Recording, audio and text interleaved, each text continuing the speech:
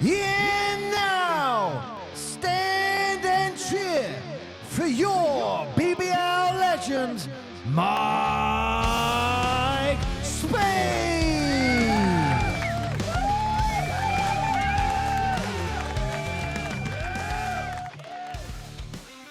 Hello, welcome to another edition of Talking Basketball Podcast, dedicated to none other than Mike Spaid.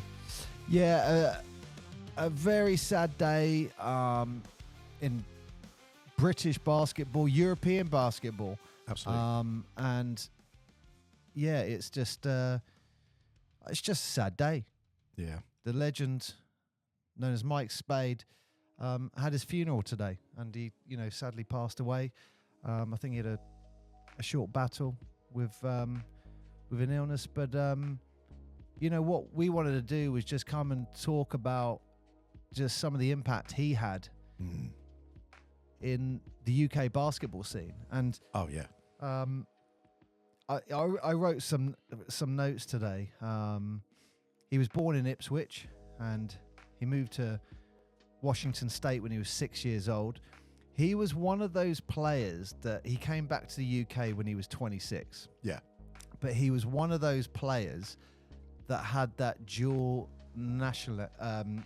dual citizenship. The double ticket. So he had the double ticket. So he was playing under. So he did a business degree or something, didn't he? And then stayed around in Portsmouth. I believe so. Yeah. So he, Mike Spaid, 6'11". Yeah, he's a monster, wasn't he? Shoe size, 16. I just remember seeing him being little, thinking, I don't like. That's big, like not as in that's not normal, but you go like, is that what like an adult, a real adult is like size wise? That's ridiculous. Like these are adults. I don't. That's something else. It's massive. 6'11". Yeah, he was just a nice guy, wasn't he? Yeah. He was just had that American raspy accent. Hey guys, how you doing? You want swirly? Let's go. Come on, like, you know what I mean? And he is one of those great guys who we saw when he was involved with the Portsmouth FC basketball club. Mm-hmm. And I put him in with players like Alan Cunningham, Colin Irish, Dan Lloyd, Steve Nelson, all those players that Carl Tatum. Yeah. And I put him in with those players who created real change, especially on the South Coast, massive where legacy. these guys went Portsmouth, Solent, Worthing. Yeah. And I don't think people talk about it enough that these guys inspired generations of basketball fans, players, and people involved. Every team that is like I want to say like a local league team along this South Coast, whether it's Solent side, whether it's Worthing side, everything in between. That is all 100%, and right past Brighton. Some of those players will be involved. Yeah, but all of those teams through that 80s, 90s boom, all of those teams, if they're still around or were started up or anything like that, Fury started up in the 90s. All of those have legacy directly to these players because they're the ones who were just on the South Coast of the UK. Other than there was nothing else. That was the team. They were the players, and it, like you say, doesn't matter what team that they played for in a way. They were all just like, and I don't talk about this enough, and I think I should. And it's one of the reasons people say, "Oh, why are you doing a podcast and stuff like that?" And we always kind of say it's great stories, but if I went a little bit deeper into that, what I feel is really sad is you have legends, BBL legends like Mike Spaid, Carl Tatum, who have passed away now, and those stories that they would tell are lost. Yeah. And it's one of the big motivators for me is giving what we call legends, people who've been playing the game for 1 season or 10 seasons, whatever it is. Like, you play professional sport, we're looking up to you, yeah? And it's like, I want their story and their legacies to carry on and be part of the podcast. So, yeah, people aren't going to be around forever. Nope. But the audio will be. I mean, we said it with Mix as well, didn't we? Like, as much as it was nice talking about him, it would have been 10 million times funnier, as well as nicer, just having him there. Yeah, imagine having sharing those stories. 2 hours or an hour of Mick and 2 hours of Mick and just having him go I mean, in. we'd have used the bleep button a lot, but yeah. But or maybe had like a special version that we didn't have on. Yeah, didn't have it on, and you know, it like you say, capturing that inspiration, because they're people who inspired us and they're people that we looked up to. And I don't know if they realise that. I think they've forgotten about it, some of them. They look at it and go, it's very easy to sort of forget. That was 30, 40 years ago. I mean, credit to when we were speaking to Colin and the great Colin Irish, of course. We had anyone who's listened to this, we like a chat. But we were chatting to him for about 4.5 hours.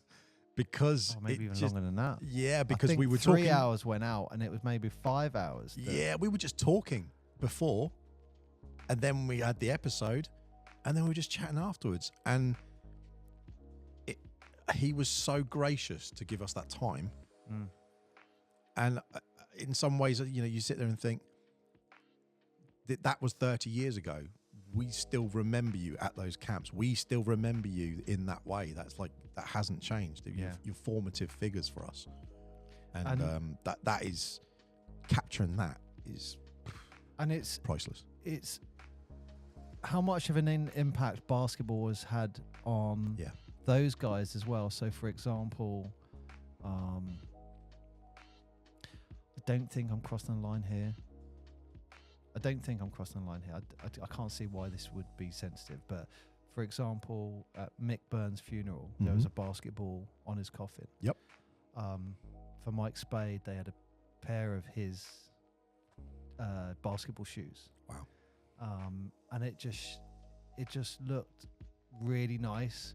It's respect. Highlights the impact the sport has had on him. And I got a couple of notes and some quotes from Mike Spaid as well, which I'll read out in a bit. But it's the amount of injuries he had as a player and surgeries that he went through.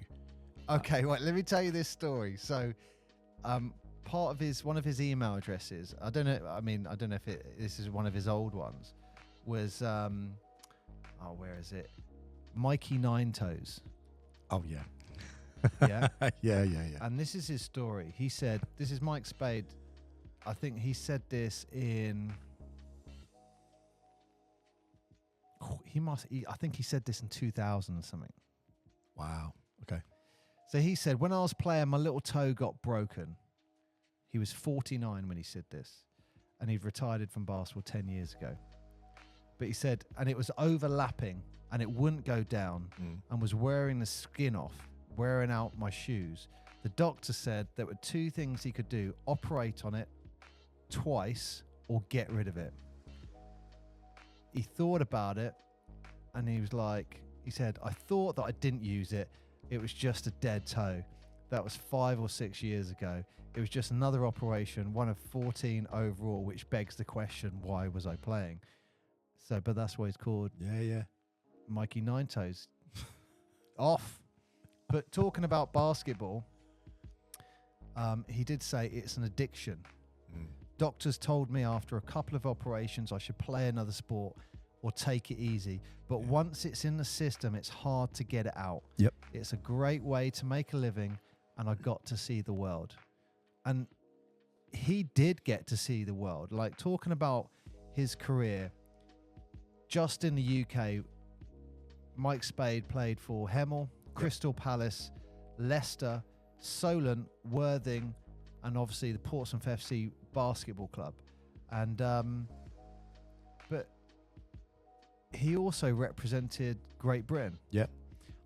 And I could Olympics, be wrong. didn't he? Yeah, so he went to the 1984, the 1988 Olympics for Great Britain. 84 was Los Angeles, I think. Might have been. I'm not sure. but he also went to a Commonwealth Games, and he actually so good. he was 2 games away from playing 100 games for a country. Yeah, he played 98 games. Now, I'm just hesitating when I say Great Britain, because back in those days, from all the pictures we see, it says England on the kit. But I imagine it'll be Great Britain going off to the Olympics. So yeah, I'm just saying that hesitantly. But internationally, it was 98 games. But also, like, all the European stuff he played. European fixtures. Yep. Some of them are legendary. And like, you go down to Worthing with the Worthing Bears. There's that one game. Anyone who's listening, go and check out the Colin Irish episode, because we talk about a Worthing Bears game in particular. I think it was against the Kingston. What are they called? Kingston. I think maybe it's just called Kingston. I didn't but think Mike I Spaid, thought it was just Kingston. He hit a huge three in like the last 30 seconds, and they were all a bit shocked. Because you can remember, I said to Colin Irish, like, "What did you do when Mike was like lining up for that shot?" And he was like, "Mike could hit a free. It was all right." But he hit that big 3, and then someone hit a half court it was buzzer beater. Yeah, it was buzzer beater, wasn't it? But that is still considered one of the greatest ever games that happened in Worthing. People still talk about that game 30 years on. Wow. You know what? It was just, it's just a sad day, isn't it? Yep. You know, it's a reminder of our own mortality. And again, just going back to my point, that's why it'd have been lovely to have had him on the show, no question. I did ask. I should have. I remember being in Dave Lloyd, because he used to go to Dave Lloyd's, and in the jacuzzi, I've brought this up a few times, and I remember sitting there going, "Oh my God, that's Mike Spaid sitting there." It's like, should I say something? And then it was just that whole, he's a human being, I'm going to leave him alone. But he might have actually liked someone recognize him and going, "You do realise you're a legend," and there's like loads of people, the legends who were at the funeral today. Like, I'm not going to go into names or stuff like that, but it's one of those things where you'd be like, you want to be respectful, and you're looking in the corner, you're going, "Oh my God," you know, as there's legends here in this room. I don't even know if people would know who they were sat next to and stuff like that, but and that in itself is sad. Yeah, for sure.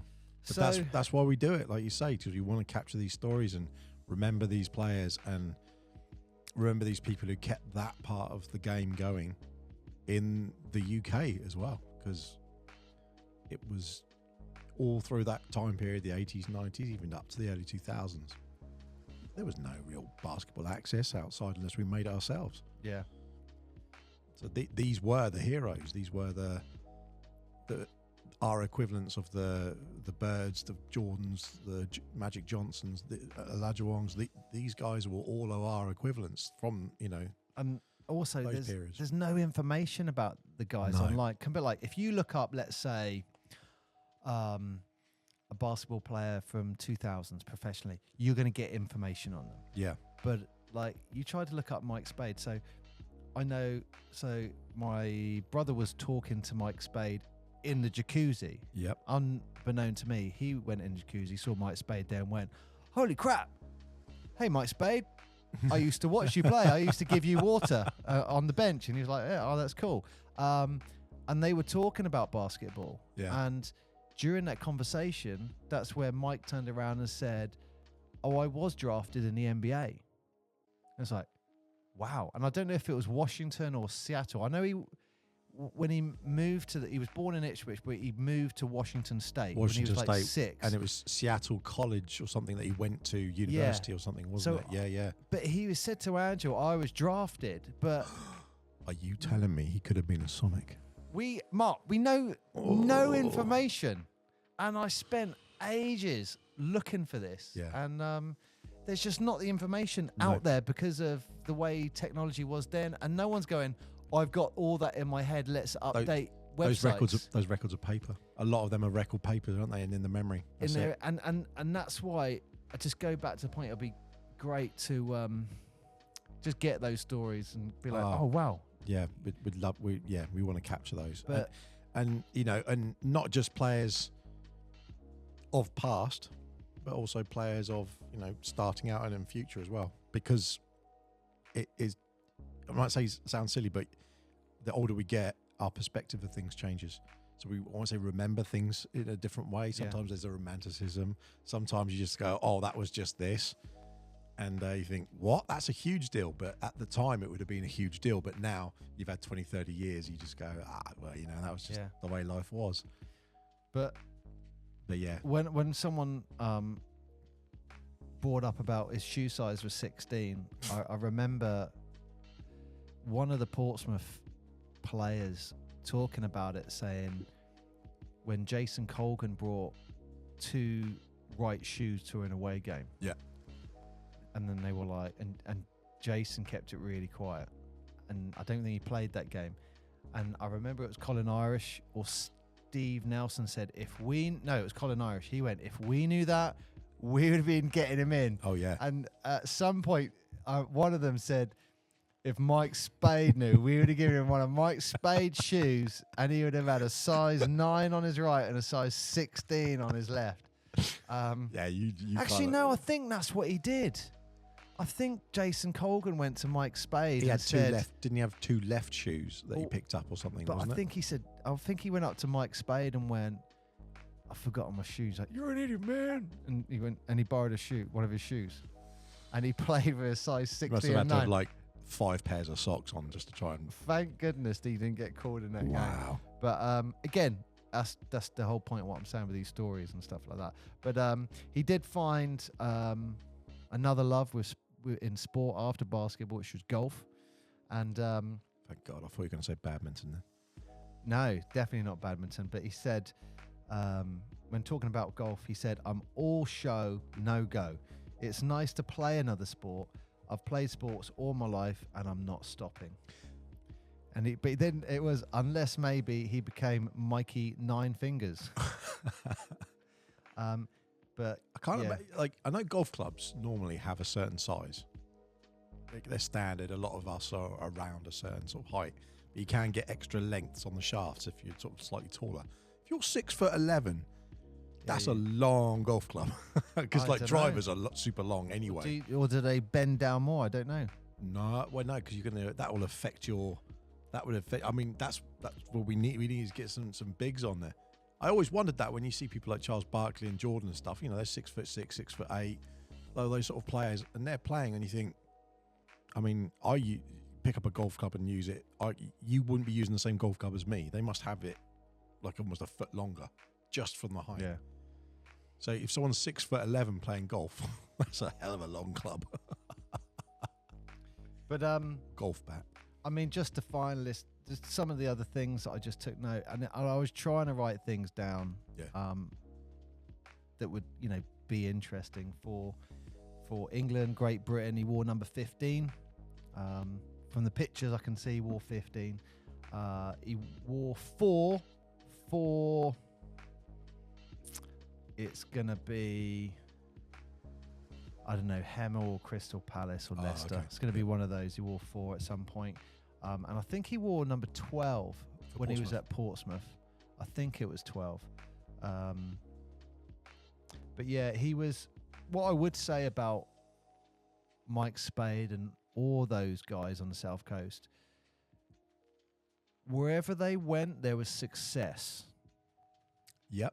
Yeah, that's wherever fair. they went, there was success.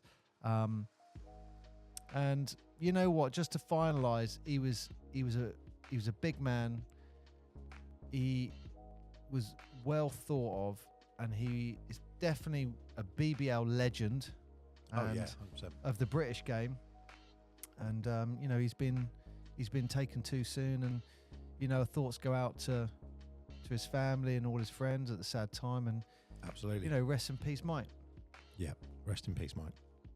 Thank you for the awesome memories and inspiration. That's a good way to end it. Absolutely. Let's end it there, Mark, with a thank you.